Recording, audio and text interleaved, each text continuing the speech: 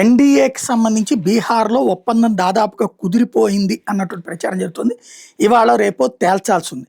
BJP 101 సీట్లో, JDU 101 సీట్లో పోటీ చేస్తాయంట. ఇద్దరు సగం సగం 202.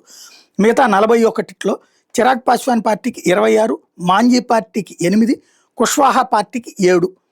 ఇది చాలా మొన్న 40-45 దాకా అడిగి అవసరమైతే ప్రశాంత్ కిషోర్తో కలిసి పొత్తు పెట్టుకుంటాను కూడా చిరాగ్ పాస్వాన్ చెప్పుకొచ్చాడు. అయితే అతను అమిత్ షా ఏం చెప్తే అది వింటాడు.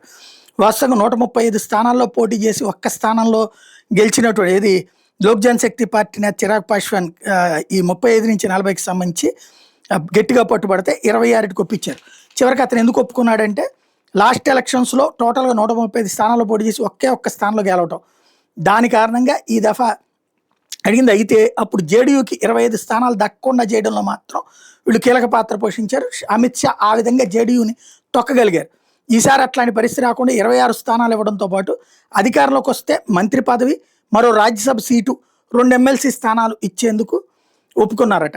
ఇకపోతే మిత్రపక్షాలకి 41 సీట్లు ఇస్తున్నారు. జతన్ రామ్ మాంజీ నేతృత్వంలో హిందుస్థానీ అవామీ మోర్చాకి గతంలో 1 స్థానం ఎక్కువగా ఇచ్చేందుకు బీజేపీ అంగీకరించింది. గతం కంటే కూడా ఉపేంద్ర కుష్వాహా ఆధ్వర్యంలో రాష్ట్రీయ లోక్ సమతా పార్టీకి ముందు నుంచి చెప్తున్నట్టుగా 7 సీట్లు ఇచ్చారు.